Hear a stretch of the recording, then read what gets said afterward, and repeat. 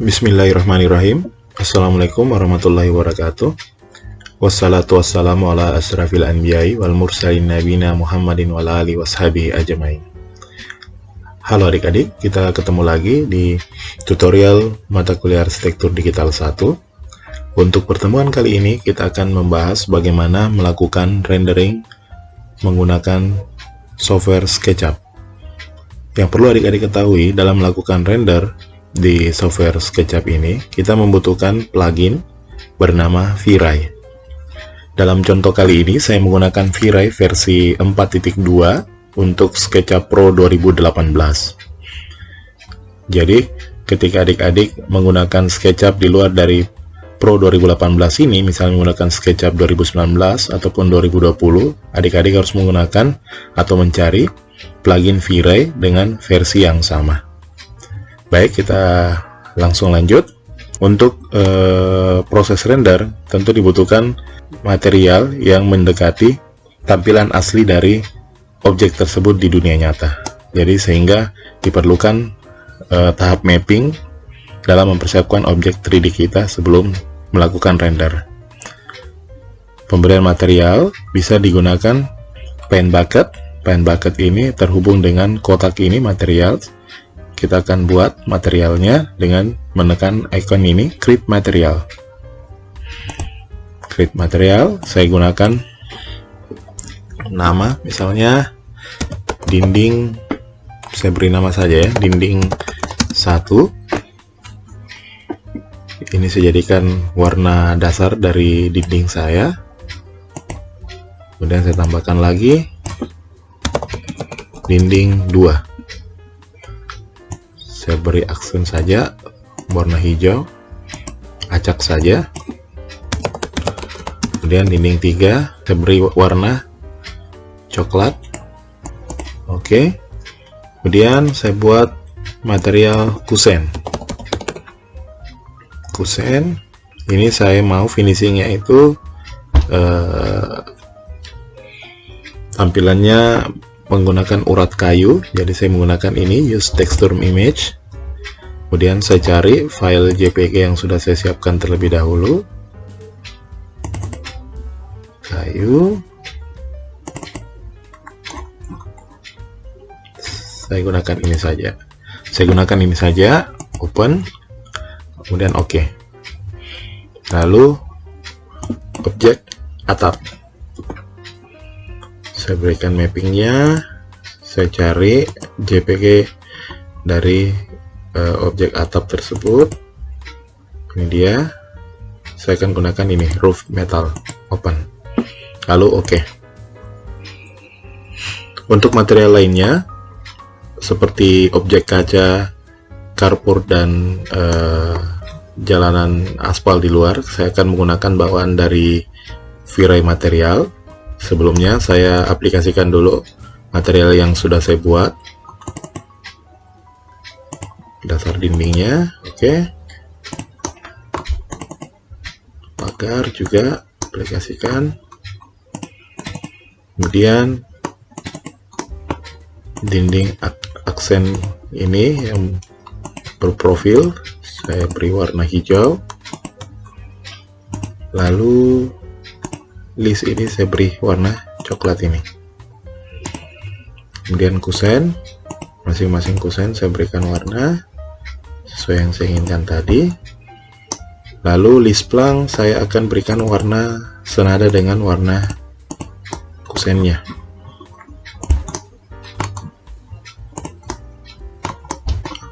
Atap menggunakan material yang sudah saya siapkan.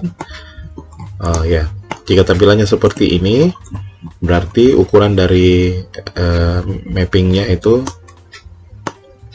kekecilan, itu bisa diedit di sini. Masukkan angka yang kita inginkan, misalnya 50 cm. Kita lihat ya apakah sesuai. Sepertinya pas 50 cm.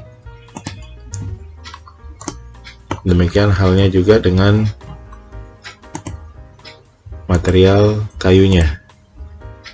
Kita beri angka 50 juga, 50 meter. Ya, sepertinya lebih baik. Oke, selanjutnya saya masuk ke V-Ray Asset Editornya dengan menekan icon ini. Nah, material yang kita buat tadi itu juga terbaca di V-Ray Asset Editor seperti ini.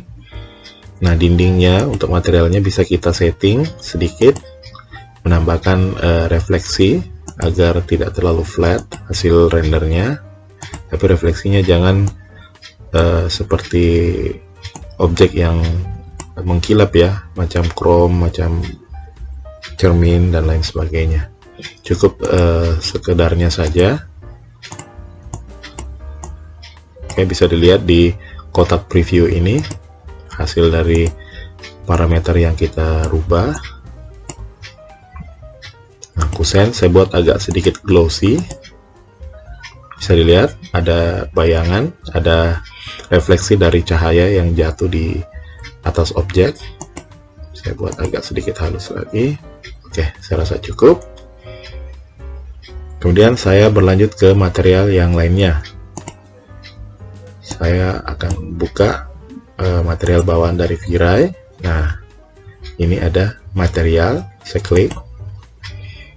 Ada beberapa material yang sudah V-Ray plugin ini sediakan. Kita ambil material kaca. Ini ada glass. Pilih, bisa dipilih material yang mana akan digunakan. Saya akan menggunakan ini, material glass yang standar. Saya aktifkan dulu objek kacanya. Kemudian saya klik kanan di sini, kemudian apply to selection. Oke. Kemudian objek lain, carport, saya akan menggunakan concrete, beton, concrete simple, saya rasa cukup. Kemudian apply. Lalu objek rumputnya di sini ada ground. Nah, kita bisa aplikasikan, ada beberapa pilihan material rumput. Saya gunakan ini grass, apply to selection. Lalu untuk jalanan perumahannya saya gunakan ini. Saya akan gunakan ini aspal, apply to selection. Nah, untuk pondasinya kita cari di stone. Nah, sepertinya ini saja stone C. Kita gunakan stone C di sini. Oke. Nah, untuk beberapa objek yang belum terkena, saya akan gunakan pen bucket saja supaya materialnya tidak tergandakan, sehingga lebih gampang dalam proses editingnya. Ini saya gunakan juga di sini.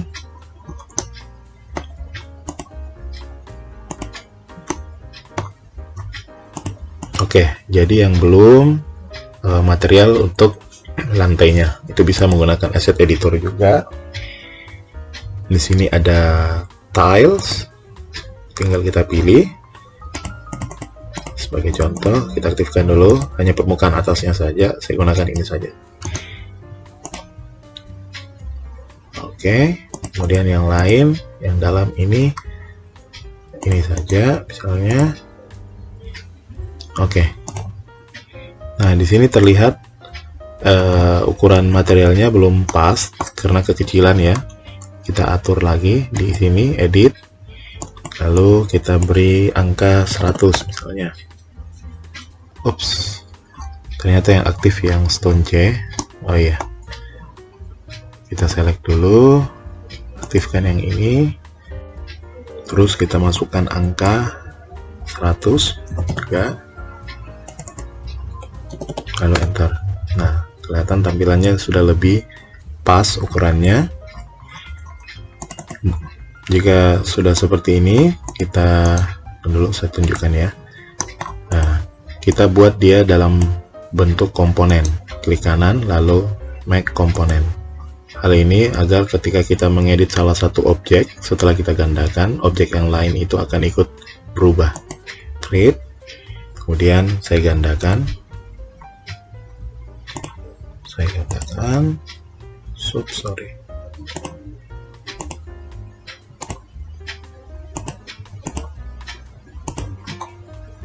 Dan ini supaya tidak terlalu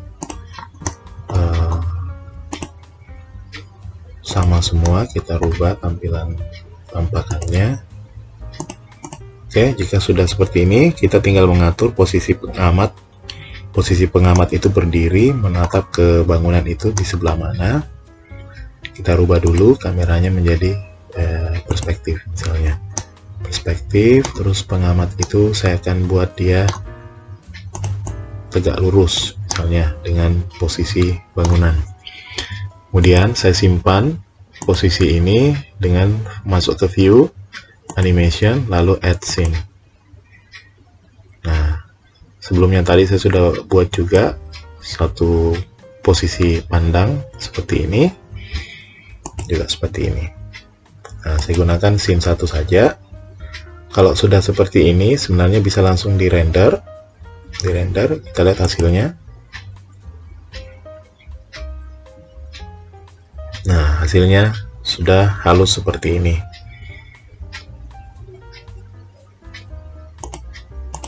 Nah, sebagai gambaran yang belum saya jelaskan, awalnya nanti pada saat kalian pertama kali merender itu, kalian akan mendapatkan hasil seperti ini. Nah, langitnya itu masih polos seperti ini.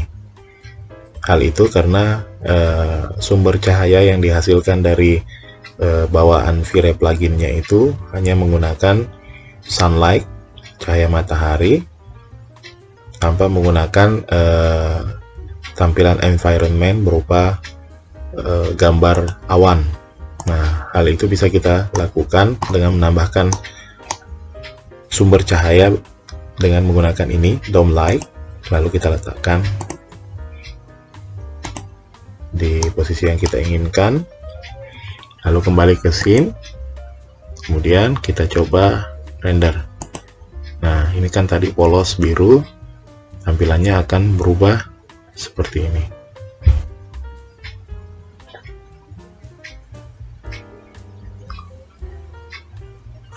Kemudian untuk menambah kerealistisan dari hasil render kalian juga, kita bisa menambahkan detail-detail kecil, seperti misalnya objek rumput ini ya. Kalau kita lihat objek rumput ini hanya terlihat berupa kotak yang diberi warna hijau. Jadi kita lihat ya, kita tunggu hasil rendernya. Nah, hasil rendernya hanya seperti ini ya, terlihat hanya seperti karpet begitu, berwarna hijau. Nah, untuk menambah kerealistisannya itu bisa dengan kita masuk ke objeknya, kita aktifkan, lalu kita masukkan ini, add photo selection. Nah, akan berubah menjadi warna merah seperti ini. Nah, jika kita render, hasilnya akan tampak lebih realistis kalau kita render.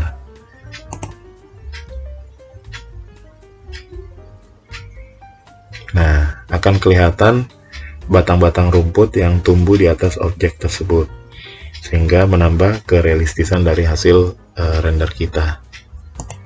Seperti itu. Kemudian untuk settingannya sendiri, hasil render itu juga tergantung dari selera kalian masing-masing. Untuk men-setting itu kalian bisa mengutak-atik settingan yang ada di sini. Settingan yang biasa saya lakukan itu hanya seperti ini ya. Kualitasnya saya biarkan medium, kemudian environment ini saya aktifkan ini ya, GI reflection. Kemudian untuk kamera saya biarkan standar seperti ini. Render output ini kalian bisa ubah besarannya tergantung media cetak apa yang kalian tuju, apakah hanya brosur ataukah sekelas baliho misalnya, berarti ukurannya harus lebih besar lagi. Kemudian untuk selanjutnya anti-aliasing ini saya gunakan Catmull Room. Kemudian ini global illumination, primary rays nya ini saya gunakan irradiance, map, dan light shades untuk secondary-nya. Nah, itu pengaturan yang biasa saya gunakan. Cukup demikian ya, saya rasa tutorial untuk bagaimana merender menggunakan plugin V-Ray di software SketchUp. Untuk lebih lanjutnya kalian bisa kembangkan dengan banyak melihat bagaimana pendekatan-pendekatan orang-orang yang berbeda dalam melakukan settingan render. Baik, saya ucapkan terima kasih atas perhatian kalian. Wabillahi taufiq wal hidayah. Wassalamualaikum warahmatullahi wabarakatuh.